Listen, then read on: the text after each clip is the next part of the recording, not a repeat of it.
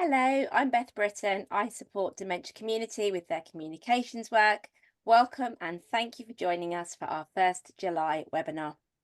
Before we get into the topic for today, I just wanted to briefly explain a little bit more about Dementia Community.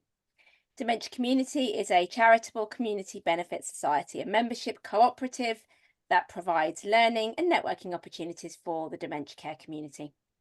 Dementia Community's core purpose is to connect and empower the dementia care community. We believe in a world where all people in the dementia care community feel connected, informed, empowered, and purposeful, and are actively engaged in co-producing changes that improve everyone's experience of dementia in care and in wider society. To sum up, if you're aware of the National Dementia Action Alliance before it disbanded, we hope that Dementia Community is a replacement for the NDAA. Community members own a £1 community share in Dementia Community, and membership is open to everyone. So if you aren't already a member, do join us. There are both benefits and opportunities for all of our members. My colleague Beth Lang will put a link in the chat that will take you to our membership page. You can also scan the QR code that is on your screen. If you do have any problems in joining Dementia Community, do let us know and we will do our best to help you. So, on to the topic for today's webinar. It is Objects as a Superpower, the importance of material citizenship. I will introduce you to our speaker shortly, but just some brief housekeeping first.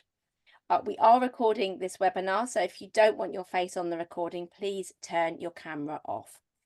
Please use the chat for your questions. We will have a Q&A and discussion after the presentation, and we'll be keeping an eye on the chat. We hope to have some live participation too, so if you are happy to come off mute later on to ask your question, do please indicate that to us. Afterwards, my colleague Beth Lang will email the slides to you. The recording will also go onto our YouTube channel, Journal of Dementia Care, so do look out for that.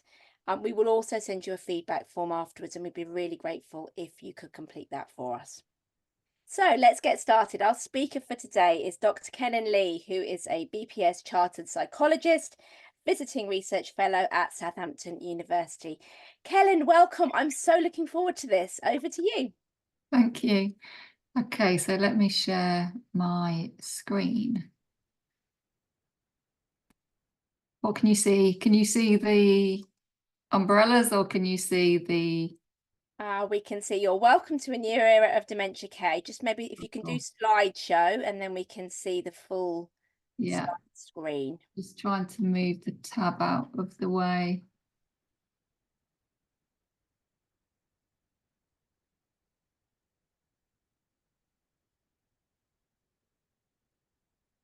Sorry, the record tab was in the way. Right, here we go. You can see that okay now? That's super, thank you. Wonderful. Okay, so today's webinar is about objects as a superpower. So this will all make sense as we go through.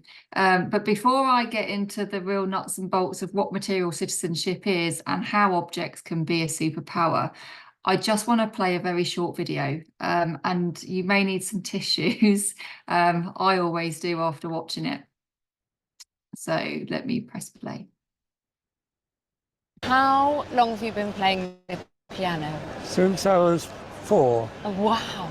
I'm 80 now, so a little while ago.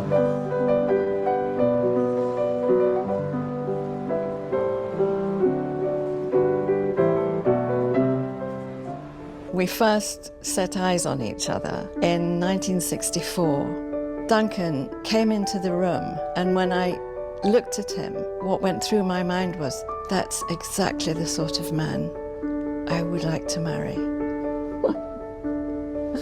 In fact, in 10 days, we will have been married 42 years. And how does that feel, 42 years together? You've got to make an excuse or accept. No. I do have this difficulty with dealing with one or two of the questions you might ask me, simply because I've got, dementia, and I've had it for 6 years.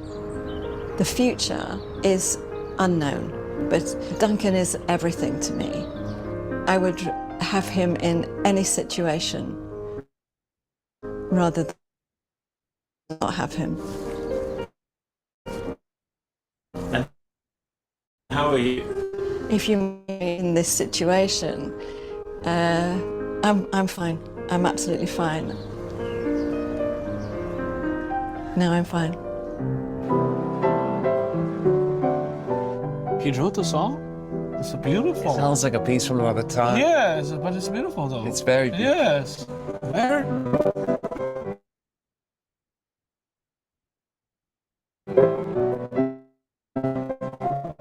It feels part of us that I feel love when I hear it.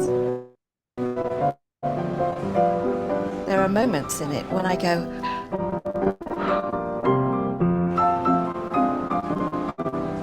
It just gives me such a total feeling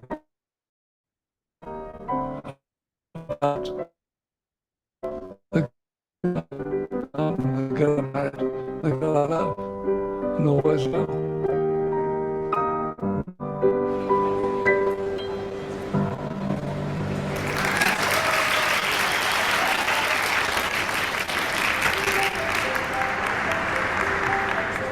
He's going to the concert. It's not a debate. Duncan and Fran need it. And it is also important to have somebody like that, and the fact that he can speak through the piano, and that is what's keeping his disease at bay. What you're saying is this: it's like we're here to show the power, no matter how old you are or your health, the power that that instrument can have, and it's a superpower. Thank you for listening to me, and I'm Well, we're really listening. sorry to be so No, we're bullshit. listening, and it's really important. Okay. So, in terms of that, I think, you know, this video only came out about 6 months ago. This was on the Channel 4 TV program called the Piano, where people come and they play the piano and they get picked and they sort of go through to a end where they then win or they lose. But I think for me, this is another demonstration of the importance of objects in our lives. And we often feel that objects are kind Oh, I think we might have just lost Kellyn, and I think we might have lost it because I think if everybody else had the same problems I had, Kellyn, I don't know if you can hear us. I think you might have just pinged back. There was a little bit of an internet connection issue there while the film was playing. And then it would all frozen. It had, at least for me. So I don't know if that's the same for everybody else's experience. Just while Kellyn tries to get back with us, and hopefully let us know, Kellyn, if you can rejoin us in a presenting capacity when you're able to. You might need to leave and come back again to stabilize things a little bit with your internet connection. While Kellyn does that, just to let you guys all know, I don't know if you saw while the film was starting, I didn't know Kellyn was going to share it. But it's a film that we absolutely love at Dementia Community. We recently shared it in our newsfeed. If anyone saw I think it was Channel 4 programme, the piano and the gentleman playing who was living with dementia. We absolutely love that film, and I have popped the link there. So if that was breaking up for you while Kellyn was showing it, do go and have a look at our news item because the film is embedded there. Oh, and I think Kellyn's left again there. Am I back? You are, yes. I am. I'm so sorry. I don't know what happened there. It just sort of threw me out. Yeah, Kellyn, I was just saying the film was really breaking up, and it's quite you kind of froze on us. Hopefully this is going to work okay now. Okay, we'll see how we go. So basically what that video did was it showed how Duncan, who has dementia, is living with dementia, played a piano, and that enabled him to show his love for Fran. Equally, it enabled her to connect with him and feel love from him. And, you know, Mika, who is one of the judges, he sort of talks about as a superpower. And I guess for me, when I developed Material Citizenship, it was really looking at the importance of objects in maintaining identity, the ability of objects to be able to enable people living with dementia to show who they are, to demonstrate who they are, and equally for us to look at their capabilities rather than focus on what they've lost. So in terms of the object being a superpower, this enabled Duncan to be able to communicate not just with his wife, but also with the broader. Am I breaking up still, Beth? Yeah, you are a little bit. It's a little bit clunky. You're getting a bit frozen as well. But we can see your slide. I Is can there see any your way slide. Yeah, it's quite tricky though, isn't it, if you can't hear me? I wonder if I put myself onto a hotspot with my phone, whether that might work. It's a little bit of an internet issue. I don't think it was too bad. So Helen said in the chat, not too bad in Okay, terms of sound. I'll carry on. Maybe carry on, yeah. Okay. Okay, so yeah, so this piano enabled Duncan to be able to communicate not only to his wife, but equally, I think, to the broader community. One, in terms of his identity and his love for Fran, but also what he was still capable of doing. And I think sometimes that's lost quite a lot in terms of dementia. So there is a stigma around, you know, what people can't do, the deficits that are there. And actually what we want to look at is a much more strengths-based approach. So really looking at how objects can enable people to demonstrate their identity and how we can look at it from a capabilities perspective.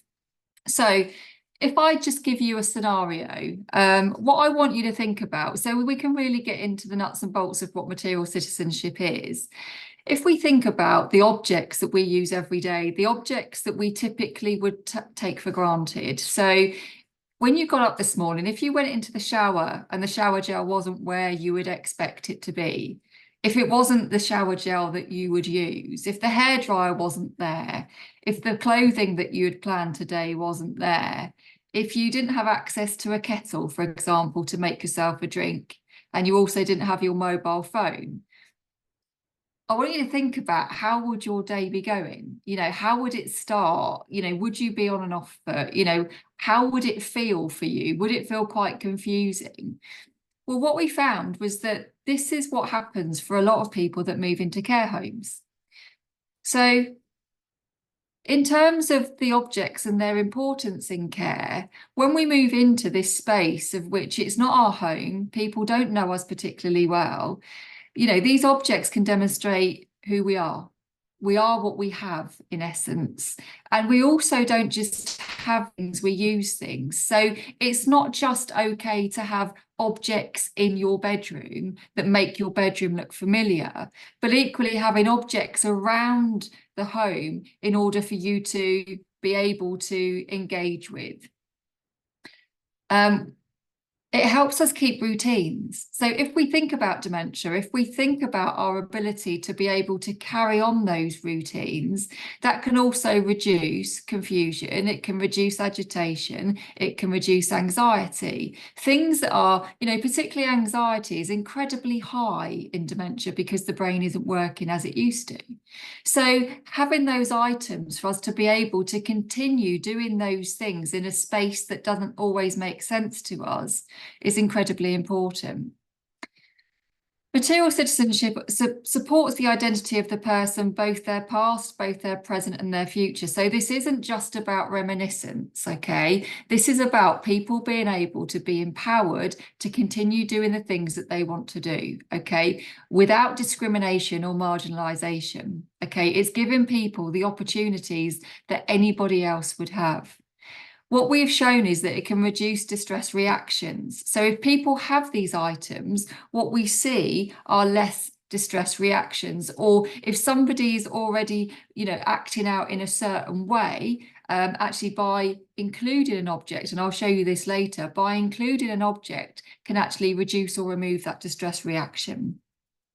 It also makes care tangible. You know, when we talk about what does good care look like, you know, we can show what it can look like. We can show that a person has been included in decision making relating to their possessions. We can show that they've been listened to because they have those items, and we can show that they're empowered because they're, you know, you could observe them using those objects. It provides evidence of true person-centered care, and I feel that person-centered care has become a little bit tokenistic. It's banded around such a lot now that sometimes the implementation of person-centered care isn't actually what it should be. And what we found with Material Citizenship was that it inspired staff. So they felt encouraged to go out back into the workplace and do things. You know, they felt encouraged to be able to take some risks that perhaps they weren't, you know, comfortable taking before. So what I found in my research when I first started putting Material Citizenship together was that although care staff believed that people were encouraged to bring in their own belongings, when I started asking questions such as, okay, so if I was moving into this care home, can I bring my hair straighteners? The answer was no. And when I asked why, they said, well, because you might burn yourself. Okay, so I can't take my straighteners. Well, can I bring my hairdryer? Well, no, you can't bring your hairdryer because it might start a fire. You might leave it on. You might leave it in the sink. And also, we have a hairdressers on site. So if you needed to have your hair done, you could go there. Okay, so all of a sudden, what was happening was staff were starting to notice that actually what they were saying wasn't actually true, because people were encouraged to bring certain things in, things that were kind of believed to fit in with care home life, okay, and things that weren't seen as a risk. And when we started really talking about objects with staff, what became apparent was that most objects were viewed as a risk, so therefore a lot of them were removed or weren't accessible to people living with dementia. So as I say, we found that people weren't included in decision-making about their possessions. They were often moved from a hospital straight into a care home. So they didn't have any control over their possessions. They didn't have any control over buying new possessions, because typically when a person moved into a care home, their money was then managed by family and by the care home. I also found that people didn't have any opportunity to return home. So if you think about, if you ever moved house, you would never move house without planning where you're living and equally what you're going to take with you, even if you're downsizing, organising what objects you would keep and what objects you would disband, okay, and equally what you would do with those, who you would want them to go to. However, people living with dementia weren't afforded that opportunity. Once they were in a care home staff were too frightened to take them home in case they didn't want to come back, so therefore they just weren't allowed to. As I say, care staff viewed objects as a risk, and a lot of this was because someone somewhere did something. So because someone somewhere did something, that meant that there was kind of blanket bans on what could and couldn't happen, and effectively capped what could happen within a care environment. And also there was a lack of objects within guidance in policy and practice documents. The only place I found it was in the Care Act, of which it said that if somebody was end of life, they should have their objects around them. However, there was nothing to say that people should be entitled to have their objects while they were still living their life fully. So what we saw was that the absence of everyday objects actually caused a huge amount of problems for people living with dementia and care home staff, and equally family members. Because what this could do is it could really feed into a negative narrative of dementia. So this kind of sense that people with dementia are aggressive, people with dementia have challenging behaviour. You know, so if this is what care home staff were expecting, you know, if somebody reacted in a certain way, that was kind of pathologized as that is a symptom of dementia, rather than really looking at what is it that's going on in this environment that is causing that. So by not having their possessions, it generated confusion. You know, so you might get people that are walking into other people's rooms looking for their belongings, and that was seen as a symptom of dementia, or they go into other people's rooms and steal their things. There was the loss of identity. I have no purpose. I've got nothing to do because I can't interact in this space in a way that I would in my own home. So that makes it feel like this isn't home. Therefore, that led to feelings of feeling unsafe. You know, this doesn't feel right to me. And as we know with dementia, the memories may fade or be compromised, but actually the emotional side stays intact. So these feelings of being unsafe. So when people were saying, I want to leave, you know, we could look at objects and the way that people were interacting in that space and actually modify that. Agitation, we saw people that were becoming agitated because people weren't listening to them when they said they wanted something, or, you know, I'll see what I can do, or I'll have a look and I'll bring, you know, hopefully be back in 5 minutes. Objects weren't taken seriously. It was something that they would forget. So we can kind of just dismiss it. Or I don't know how to get it because I'm the go-between between family and the person living with dementia. So therefore, I feel a bit powerless as a member of staff to be able to deal with this. For people living with dementia, there was a loss of choice and control, loss of choice over what people could do and how they could do things, and a loss of control over their lives. That once they moved into a care home, and this is backed up by lots of other literature, lots of other research, that people have to kind of start to adapt to the rules of care home life as opposed to living the life that they want to. And one woman in particular, Dorothy, she just said to me, Kellyn, don't ever get old. Don't ever get old, because people just start making decisions for you. You know, you lose control over your life. There was also an increased dependency upon staff, because if I can't do things for myself, somebody else has to do them for me, you know. And when I was sat observing, what I saw was, you know, people getting up to take their cup to the sink, and a member of staff kind of stepping in with the best of intentions, stepping in and saying, don't you worry about that, you sit down, you know, I'll take that for you. Oh, you don't need to do this, or you don't need to do that. The only time I saw that being different was when there was a woman in one of the care homes who was 69 years old, and she looked so much younger than the other people that lived there. And she was really encouraged, although her dementia was much more severe than some of the older people that were in there, she was really encouraged to take part in everyday life because she looked young. And when I said to members of staff, you know, why is it that she's encouraged? Well, because she's younger than everyone else. So there was also an ageism that was there as well as the dementia.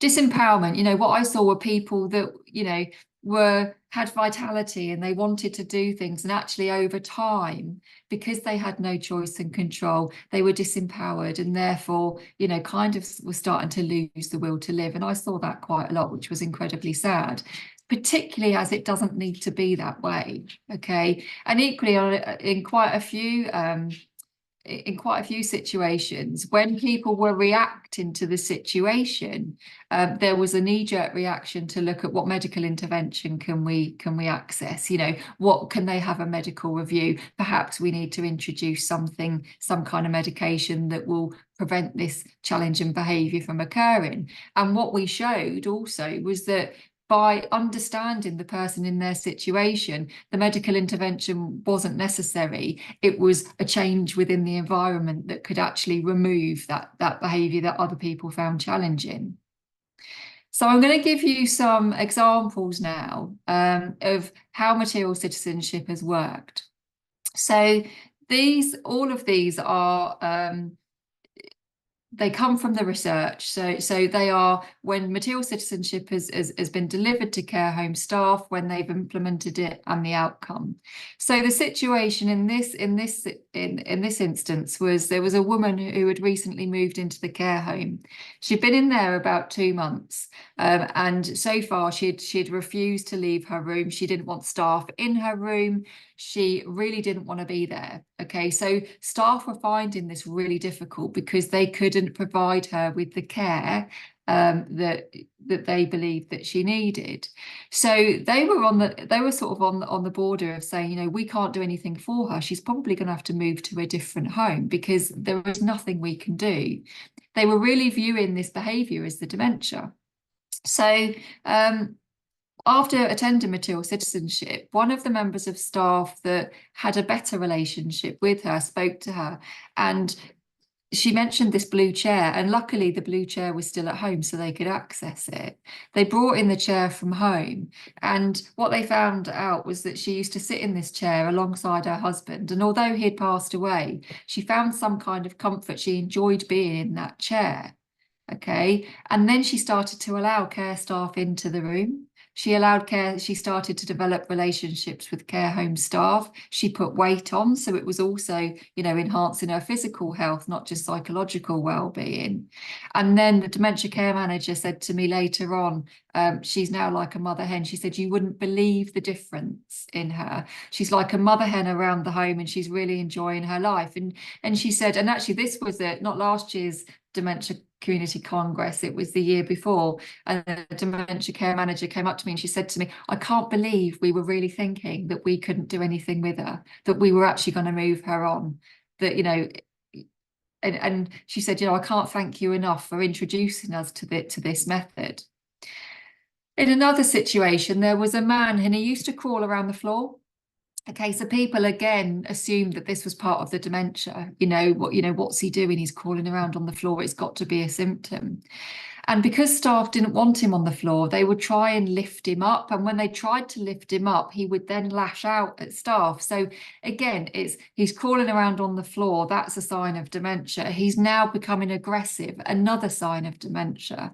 Once they'd attended the Material Citizenship, what they found was that when he was on the floor, he was actually picking bits up off of the floor. So he was cleaning, okay? So what they did was they got him a sweeping brush.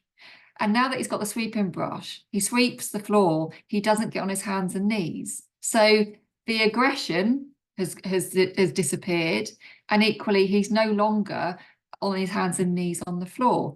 But nobody would even think, probably none of us would think, if somebody moved into a care home, oh, they should have a sweeping brush when they move in there, So it's these kind of mundane, everyday things that we really need to start taking notice of. There was also a woman in a care home who refused to get out of bed. And this really shows how this isn't just psychological well-being. My background as a psychologist, clearly that's where I'm coming from. That's the angle. But it also has an impact on physical health as well. Nutrition, hydration, the ability to move around. So this woman, she refused to get out of bed, and it was causing care home staff a huge amount of worry because they were concerned about her mental health, and they were also concerned about her getting bed sores. Okay, so they would really spend a lot of time trying to encourage her to get out of bed, which was equally called, that was generating a huge amount of resource for the care home to have people with her. So after attending the Material Citizenship, again, care staff spent some time with her and identified that she actually liked to bake bread. So they bought a bread maker and had it in the home. So that gave her a reason to get out of bed. Okay, so she was no longer staying in bed because she had meaning, she had purpose. She was baking bread and she was sharing that bread with the rest of the home. So this isn't just about an object that's a mundane object. It's about what it can do in terms of reciprocal relationships, about a meaningful life, about having purpose, which a lot of people don't seem to have in a care home environment, whether they have dementia or not, to be fair. And there was the last one I'm going to give you is a guy who this was people that were living with dementia, but also people that had mental health conditions. And one guy, he at 6 o'clock every day, he would get his coat on and he would go to the door. And if staff wouldn't allow him to leave, he would smash the fire alarm. So of course the fire alarm would go off. The fire alarm was actually attached to the fire station. So a fire engine would come out every day. Obviously, the fire service were getting a bit annoyed with this because, again, a waste of resources. The care home were getting a bit fed up with it because it was causing distress for other members of staff. So after they'd attended Material Citizenship, one of the guys that worked with him noticed that he liked John Wayne. So what he would do, at 5:30, he would put on a John Wayne video. And what this did was this distracted him from this feeling of wanting to leave. But what the guy noticed was also that one film wasn't enough, because after the first film, he would then get up again. So then he would put on another film. Well, within 2 films, he never smashed the fire alarm again. And equally, there were other guys that lived in the home that were also now spending time watching these films. Okay. So, huge transformations in terms of how we view that behaviour, what we can do to modify that behaviour without being a huge cost. you know, without medical intervention, but just noticing how people, you know, what we can do for people in terms of doing that. So Material Citizenship, it was developed in my PhD, and the reason I turned it into a training program was because what I saw in my PhD was I saw care practices change. It wasn't an action research study, it was an ethnographic study, okay? But staff who were taking part in the interviews, when I would kind of say to them, what objects would you need? And then they'd say, well, I would want this. Or the manager said, well, I would really want my bed, and I wouldn't be able to have my bed in here. So actually, I don't even want to live in here because I wouldn't be okay with that. So it was really making staff realise the importance of the objects that they had for them and the behaviour that we might see if they didn't have those objects. And that wasn't dementia. So it was really kind of, you saw those light bulb moments where a member of staff would go, well, I wouldn't like that. Okay, so what might I see? Well, I'd be pacing around or I'd want to leave. Okay, so I saw one member of staff in particular, she said to me, every evening I like a glass of wine in a certain glass. She said, I wouldn't be able to have that in here. So I said to her, well, funnily enough, because Dorothy has been asking for sherry. The next week, Dorothy had sherry in the home. You know, so what was happening was staff were actually being able to feel what that would look, you know, how that would be for them, and therefore care practices started to change. So because of that, I felt that this had legs. I felt that this had something that could not, you know, that could transform the care that is delivered in care homes, to reduce this kind of, you know, this risk-averse behaviour that everything is a risk, that people with dementia can't have these things. I mean, the amount of stories that would come out, you know, oh, that person wouldn't be able to have a knife because it would be in somebody by the end of the week.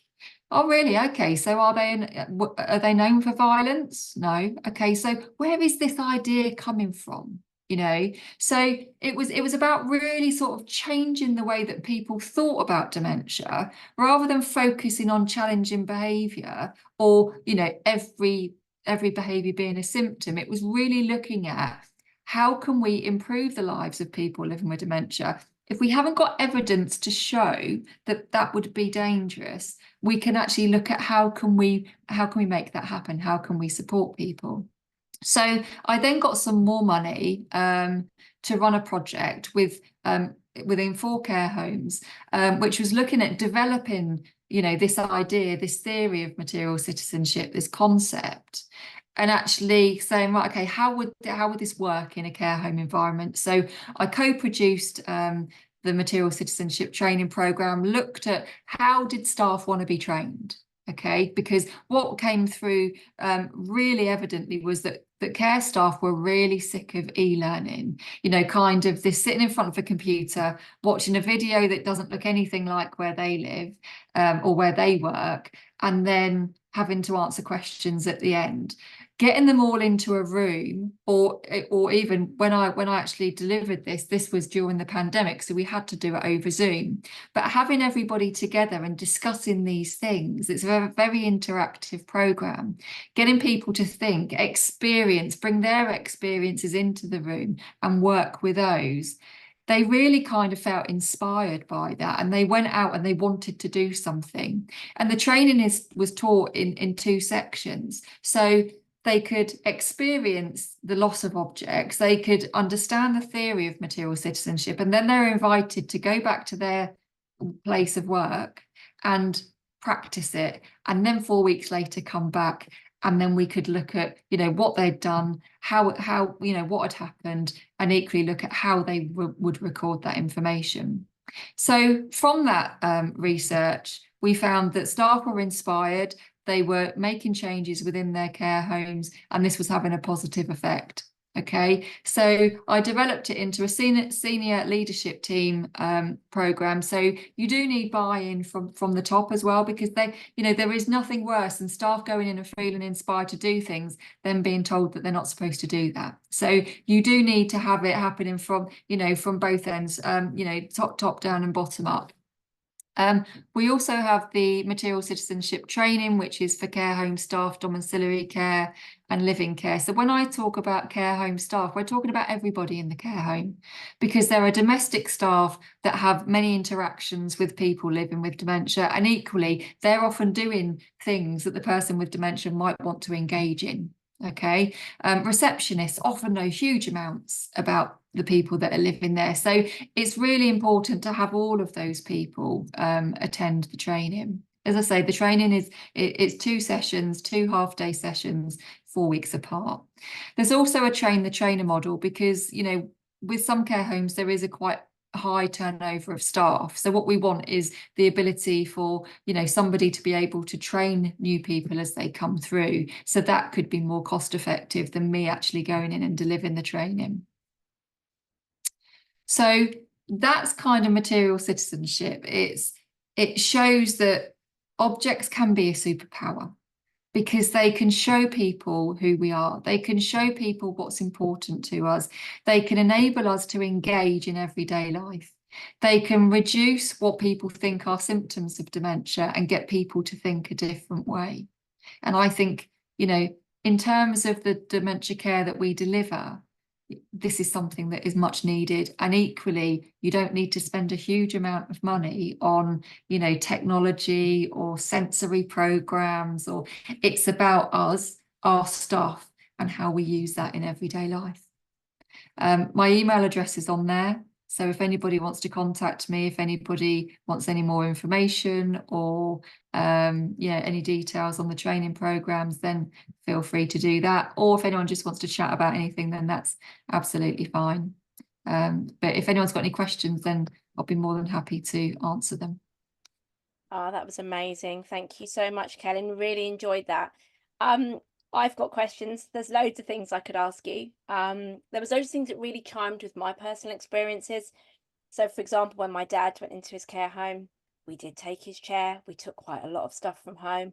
It was so important to him to have those items. And, you know, staff didn't always understand the why. Yeah. And as you say, it's about educating and getting that buy-in from the top all the way down for people to really kind of embrace that. Has anybody got any questions they'd like to ask Kellyn? Cara, if you want to stop sharing your screen, and then we can see you and our audience, and then we can see if anyone's. So Helen says there's lots to think about. There absolutely is lots to think about. I think, Beth, also, I just want to pick up on something that you've said there in terms of people not understanding the why. And equally, there is a tendency for people to say, we already do that. You know, so with the staff that took part in the research, they didn't realise they weren't doing it until it became clear that they weren't doing it. You know, this sense of, people would say, you know, you can bring in anything you like. Okay, so can I bring in this? Oh, no, you can't have that. Or can I bring in this? On a, you know, so all of a sudden this, you can bring in anything you like, became a very small list. Equally, I remember, so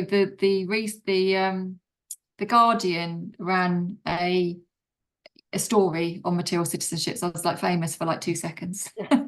And I remember a couple of people that were pretty high up in different care organisations, and they were like, well, it's not rocket science, you know, and we do that already. And then one of them came back to me and said to me, do you know what? I thought we were doing it, but we're not. Yeah. So there is this kind of sense of people do think they're doing it, but actually they might be giving somebody a choice. Do you want to wear this or this? They might be saying to somebody, would you like to take part in this activity or that activity? They might be saying, you know, you can have this cup, but is it the person's cup? Is it the one that they've chosen? Is it the one that they've brought in? You know, it can make a massive difference. And that was the kind of stuff that people thought they were doing, but they weren't. And I think I would challenge every leader in every dementia care organisation, go spend a day on the front line, go and see if you're really doing those details, if that's actually happening. And not just one day, you know, you need to work different shifts. You need to see, the good leaders always do this because actually they want to see what's happening with their staff. Where are the successes? Where's the great stuff we can celebrate? Where's the stuff we need to work on? Where's the stuff we need to improve on? And I think the problem with, when you're talking about objects is, as you say, people will say, well, you can bring in anything you like. okay, so from the very smallest, I've bought in X, but sometimes I still need to be facilitated to enjoy X, because actually I don't want someone to dump me in the care home chair when actually I'd rather be in my chair. And like you say, 2 different mugs or 2 different outfits, but it's not the whole wardrobe, is it? It's not the whole cupboard. Mm. And my colleague Beth Lang is saying, I know I would be upset if I didn't have tea in my mug. This stuff is important. You talked about hair dryers and straighteners and phones. Strip this stuff away from us, and actually we're not happy people. And it's interpreted as behaviour. And hydration is hugely important in care homes. And, you know, we need to think about, what are people drinking from? You know, as Beth just said, you know, my mug, I mean, I have a different teacup to the coffee cup. I don't know why, but it's happened, you know. I drink tea out of a certain cup and coffee out of a certain cup, and I don't have it the other way around because it just doesn't taste right, even though clearly it tastes exactly the same. But you know, but they wouldn't necessarily know that. So I may drink less because I don't want to drink out of your cup. You know, that then could lead on to, you know, maybe more UTIs, which maybe then I would end up in hospital, which would make my dementia worse. You know, so there are also medical repercussions in terms of us not having our things. Absolutely. And it's so easy sometimes, I think, to dismiss these things as, oh, well, any couple do. It's a drink. It's like you say, the drink is exactly the same, but it's our perception of what it's contained in, and potentially memories. There's a fabulous film that I saw online. Now, I want to say it was the Social Care Institute for Excellence, but I may be wrong, of a lady making tea and then being stopped from making tea because everyone thought it was far too dangerous for her to do it. And I think in that they talk about her having a particular cup and sitting in a particular chair to look out the window, because that's what she used to do with her husband. And that was just really special. Now, you and I could chat for ages, and it's not about us, so I need to stop because I just love this. I'm going to come to Jackie's question in a second. Helen has put her hand up as well. So let me come to Jackie's question, and then I'll come to you, Helen. So Jackie's saying, sadly, many care homes only pay lip service to person-centered care. How can we ensure this is put into practice? I guess you'd say everybody do your training, but that's probably not going to happen, is it? So what would be the takeaway? See, I have a real problem with the labelling of care homes as well. So I have a care home next door to where I live, and it says it's a dementia specialist care home.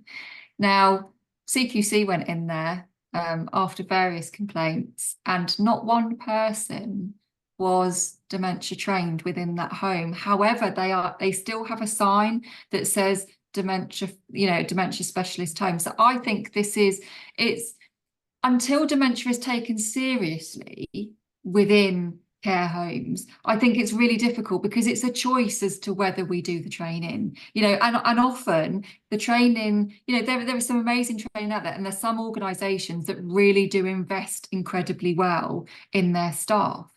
But there are way too many that don't, and think that a dementia awareness half an hour training course online is enough. Equally, that kind of training will tend to look at top tips for caring with someone with dementia, which isn't particularly helpful for the care staff. So I think, obviously, you know, I think material citizenship is the bare minimum of what we should be offering. But the whole system itself needs to change. 80% of people living in a care home will have a dementia of some kind, and yet I don't think we are taking that seriously. So I think care homes need to demonstrate from an evidence base how they are providing that specialist care. And that's when maybe, you know, everybody will then take more notice of the training that's out there that comes from an evidence base. But until then, until there is some kind of scrutiny over it in terms of a required standard, I think you're always going to get people that they can choose to or not. Yeah, and I entirely agree with you that dementia training cannot be delivered on e-learning. Now as e-learning, I mean, goodness, some people were using Dementia Friends when it first came out and saying they trained their staff in dementia. It doesn't even scratch the surface, and so that is not suitable. Absolutely. Right, let me come to Helen. Helen, would you like to come off mute and ask Kellyn your question? Hi. It's not a question really. It's to endorse the things that you've been saying. Some people on the online will know that I work with activity coordinators. I train activity coordinators and help them move away from those traditional models of about being the bingo or the dominoes or whatever, and look at the practical, everyday, meaningful activities that they can get involved in.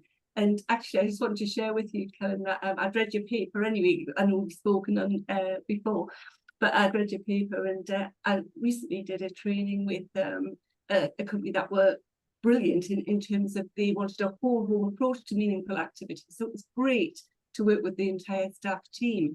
And in the break, I asked them to write down three practical things that they wouldn't want to be without.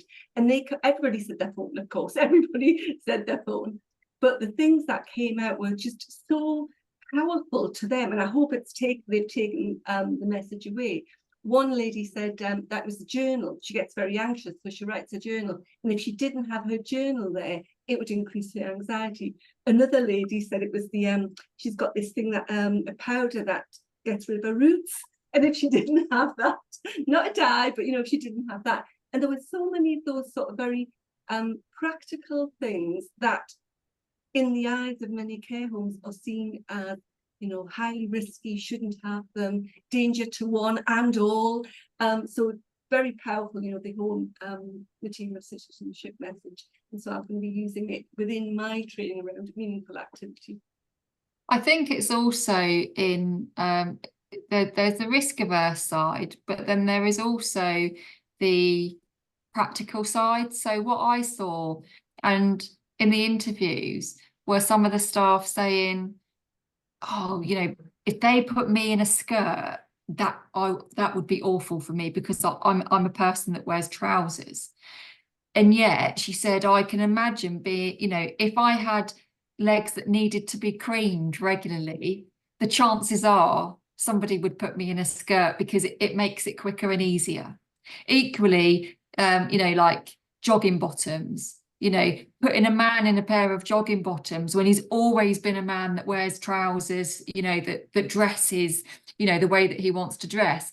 Again, it's chipping away at somebody's identity, and they become a job to do, as opposed that the personhood side is lost. And again, this is where I kind of talk about person-centered care can become quite tokenistic, because just because we are saying, we're giving them a choice in terms of which colour jogging bottoms would you like to wear, okay, but does that align with their identity? And if it doesn't, who are we doing this for?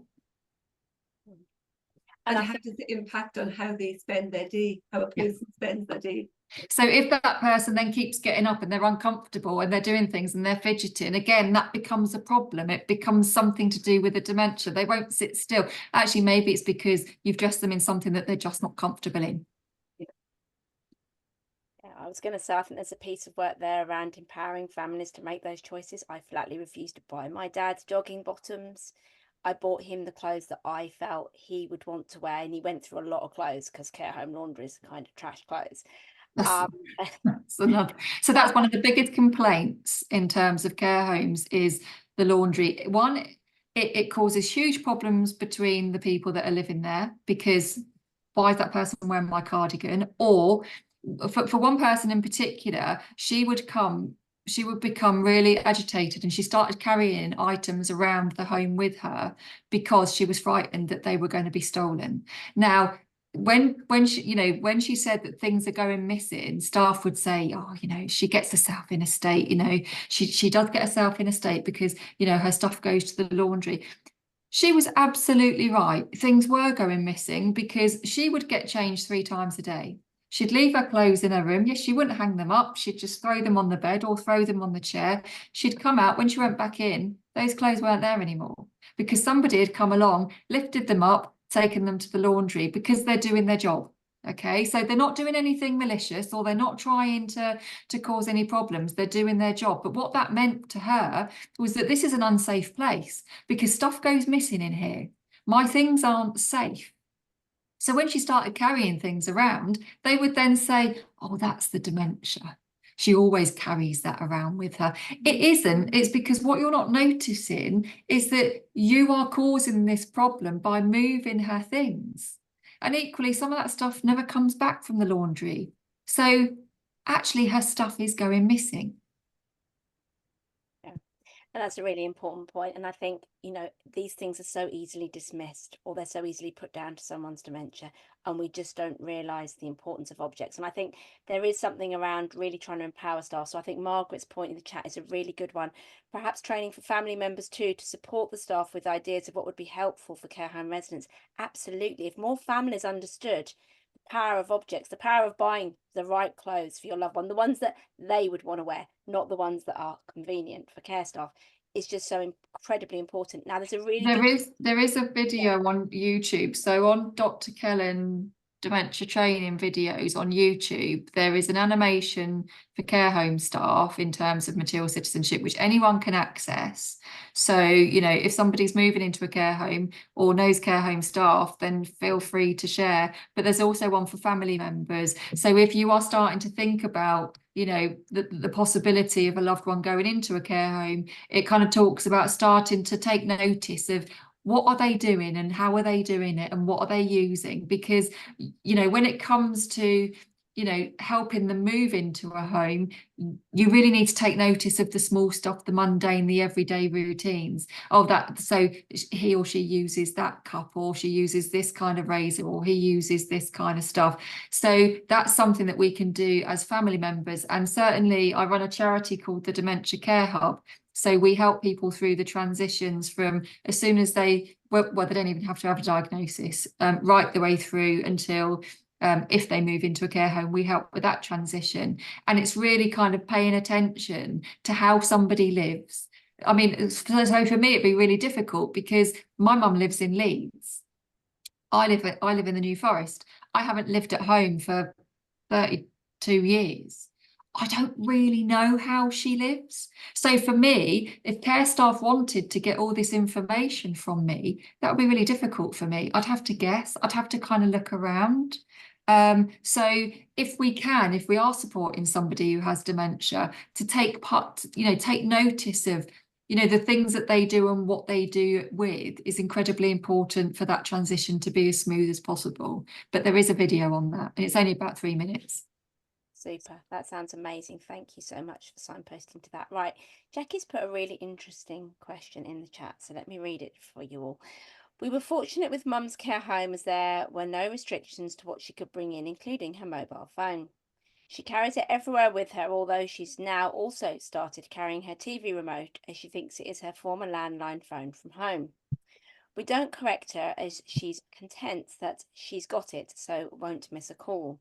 Is that the right way for us to deal with this? She's 83 with Alzheimer's and loves her care home, fortunately. I mean, absolutely. And I talk about this. I do TikTok videos in order to try and help people understand, when somebody is doing something that we don't understand, we try and resolve it. We try and kind of find out what's going on. How do we understand this? And actually, we can do more harm than good, because we could take, I saw there was a guy in the care home who, whenever they brought his coffee, he obviously used to have a routine where he maybe had a spoon in his drink and he would stir it. So they would bring him his drink and he'd take his glasses off and he'd stir the coffee with the arm of his glasses. So they took his glasses away because they thought it was inappropriately using the glasses. And you kind of go, well, okay, so what's happening here? Does it really matter? If she is content to have those things and walk around with those things, who's it hurting? What difference does it? If that makes sense to her, we support her with that. What we don't do is then take it away, because what can then happen is we might then see some challenging behaviour others find challenging, which could be she starts going in other people's room looking for that because she doesn't feel right, because she hasn't got it. So therefore I need to find it. Or she may pick up a TV remote in the lounge, for example, and then start taking that, which then care staff would find that annoying because it's never there where it needs to be. So there's this whole idea of people with dementia moving things. Yeah, absolutely. When it comes to, they may well forget where they put things. Okay, but there is also a side of behaviour in which, let her have it. What difference does it make? Who's it hurting? Nobody. Is it making her feel safe? Yes. Is it making her feel secure? Yes. So why would we enforce distress upon somebody by taking that away. Absolutely not. Super. And Jackie says, thank you. She often has 3 TV remotes at one time. She has got some other ones from somewhere else as well. But as you say, it's not causing distress. I guess, is a step on from that to then try and provide a landline phone that she can carry around? Or do we just leave the remotes and say, actually, that's fine. That's her interpretation of that phone. So we just leave that be. I think the thing is, it's always keeping it open. It's about, you know, life is full of possibilities. Just because you've got dementia doesn't mean that that should stop. Okay, so yes, if she wanted a landline that she could carry around and that was bought for her and she started to use that, then great. But you might find that she still picks up the TV remote or 2 or 3. You know, so I think it's always keeping it open. What we are trying to do, from my perspective as a psychologist, what we are trying to do is alleviate distress. So avoidable distress. And a lot of this is avoidable. So we have to shift and we have to flex and we have to be able to change the way that we are perceiving things and support people to live well, not try and get them to fit into what we think is the right thing to do. That's a really great piece of advice. Thank you, Kellyn. We're almost out of time. If anyone's got another question for Kellyn, do let us know about that pretty pronto. There's just one thing I wanted to pick up, Kellyn. Obviously, in your presentation, you talked about your work in care homes, the things you've observed. You've talked about that a lot today. That really speaks to me about the power of observation, how important it is that care providers either use outside professionals to come in and provide observation and provide that sort of that fresh pair of eyes over things, and also to do that in-house for us to understand what really happens on the floor, because it is those small details that, as you say, can make such a huge difference. What would you say around observation and the power of that to just really pick up on this stuff? I think both in care homes and equally at home. You know, when people are still at home, you know, it's looking at how people are reacting to the world. It's looking at what people want to do. You know, I had this yesterday with a guy who his wife fell over and she's broken both her wrists. And what he needs to do is he needs to put sleeves over her wrist because she's got casts on in order so that she can have a shower.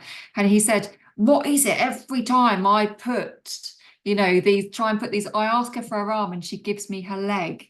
And I've said, right, okay, so if you look at that, it doesn't look like something you would put on your arm. It may be something that you would put on your leg. So notice what is going on. You know, the fact that she might think that, because the way that her brain is processing what you are saying is slower than actually her reaction. So that there is that. And I also think there is 100% a place for, I'm not saying necessarily dementia care mapping, and I say that because I think sometimes that's looking at problems. Actually, what we want to look at is what's going on within this home in totality, who's doing what and where. And I think it's better to have somebody come in from outside in who is a critical friend, who can provide some strategies, because we all just want care to be better. So a critical friend that can come in and provide solutions, or certainly, you know, gently get staff to understand, oh, but have you noticed what's going on here? And have you noticed what's going on here? Rather than going in and telling people what to do. Because care staff are amazing. They do so much with low resources, you know, not a huge amount of training in some care homes, and are expected to do amazing things. And generally they do. So I think having somebody that comes in that can add that kind of different perspective, you're not pushing it on them, they are just suggestions. But equally, I think for the management, you know, the home has to be well led. They have to be open to having somebody coming in to help. Super. Margaret says she loves that term, critical friend. I've done a lot of observation work like you in care homes, and as well as doing it on my own, I would often sit a member of staff alongside me, because actually we can have those conversations together, and then we can do that feedback with the team afterwards. And as you say, it is about being that critical friend and being that supportive presence, because care staff often are doing an awful lot on little resource. So yeah, it's that kind of, oh, have you noticed this that's going on here? You see know, that over there. Yeah. So you're, and often you're planting seeds, but then you can come up with the strategies that then support a thought that you've kind of given them to think about. Yeah, and it can be incredibly effective. Yeah. Kellyn, we're out of time. It's been amazing. I've really enjoyed it. I knew I would, because I just think there's a beautiful simplicity in what you're talking about, and it's something everybody can do. Yeah. We've all got objects that are important to us. I think I would challenge everyone who watches this on YouTube in the coming months and years. Go away and ask yourself what's important to you. But like Kellyn said at the beginning of this, what's important to you? What would you not want to be without? And actually, how can you make sure that the people you're supporting have access to those items that are important to them? Kellyn, thank you so much for your time. Really appreciate it. Richard says, thank you, very insightful and helpful. Evie, thank you, that was really interesting. Key A1, which is not going to be your real name, I'm sure, says thank you so much. So yeah, just a huge thank you from all of us. Vanessa as well, thank you, very informative and interesting. So just for me to signpost you all to our next webinar, it's our last one before our summer break. And it is entitled, I Want to Live as Normal as Possible, Meaningful Activity in Young Onset Dementia. It's on Monday, the 22nd of July at 2 till 3 p.m. Booking is live. My colleague Beth Lang has popped the link in the chat there for you so that you can grab your free ticket for that. We hope to see some of you on that webinar. And in the meantime, thank you so much, Kellyn. Thank you. Bye.